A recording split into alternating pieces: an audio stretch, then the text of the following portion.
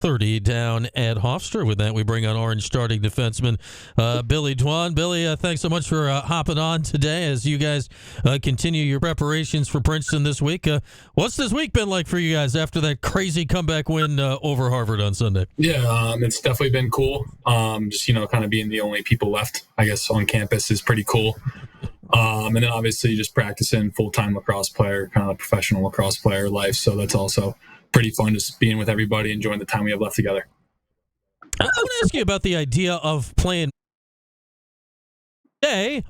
Syracuse and Princeton was the biggest thing going in the lacrosse world, but it's not really meant nearly as much in your lifetime. Do you guys have an appreciation of what this game, was back 20, 25 years ago? Yeah, I mean, obviously, we played them my freshman year in the regular season, but obviously knowing the history of this program and this place, I'm kind of a lax rat myself, so I kind of watch a lot of those games, just throwback games. You can find them on, YouTube, whatever they are on. So, yeah, definitely appreciate it. Definitely, with that being said, though, just knowing it's the next big game, it's the game in front of us. So, just, enjoying the time, being with everybody, and obviously just getting ready for Saturday.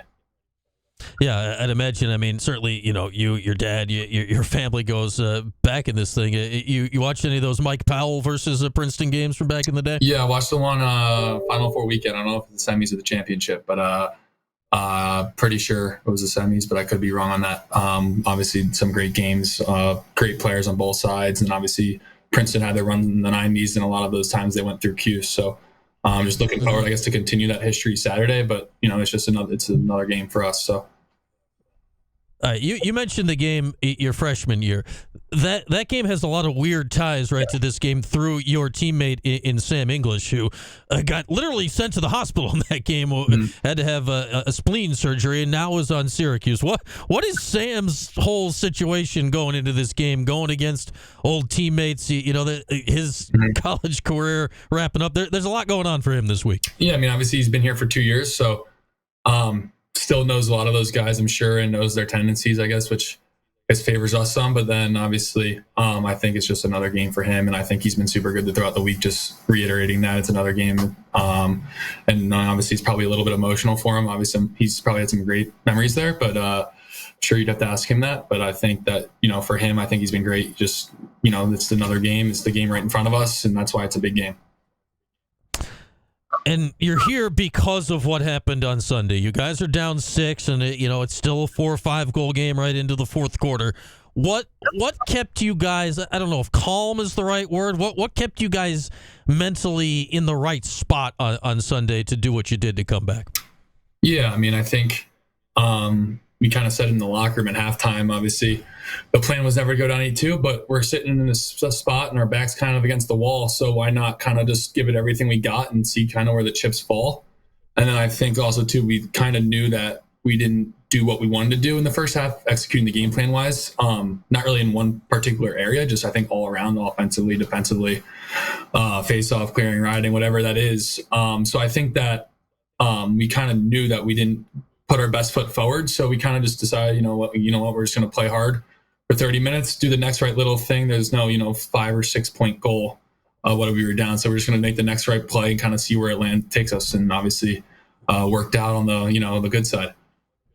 It almost seemed like there was when you scored 4 in about a minute and a half to get back in the game. And in many ways, right, like your defensive guys got you back in the game. Kaczynski getting a goal and Nick Kakemo getting a goal. We know you've scored plenty in your career. What's it like for you to watch the other long poles get it done at the offensive end? Yeah, it's awesome. I think a lot of times in practice, those guys have made so many plays. So obviously, Chuck being, I guess, a junior and Nicky being a 5th year, both of those guys through the years have, definitely scored goals in practice. So just to see it, come out in a big moment in a playoff game for Nicky being his last game ever in the Dome, then obviously Chuck just being at a huge moment for us in the game too. I think just seeing those guys succeed and do well, it's awesome to see and super happy for those guys.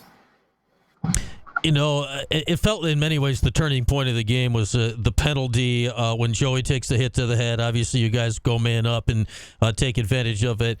But the main thing I took away from there is, it felt like at that point the crowd stood up and they did not sit down the rest of the game. How much did you guys draw off the crowd down the stretch on Sunday? Yeah, I mean, they're definitely huge. I think, obviously, just having the crowd have our back, the best fans in college lacrosse. So for us, just them giving us, I guess, that extra boost, extra juice, whatever you want to call it. I think it was definitely electric, and I think that's kind of why you come to a place like Syracuse to play in environments like that. And I think, they definitely, I guess, pushed us over the edge and kind of, I guess, put more pressure on Harvard than what was already there with the 1 minute penalty and everything.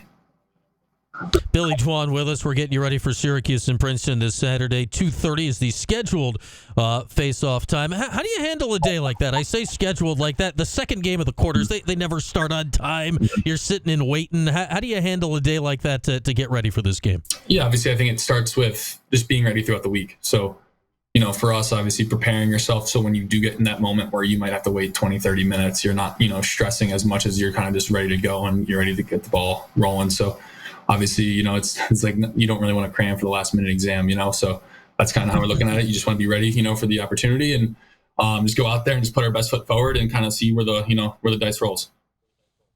Your guy John Mullen at the Face-Off X has been so good here of late. What kind of advantage does that give you guys in these games, knowing what you have there at that spot? Yeah, he's an animal.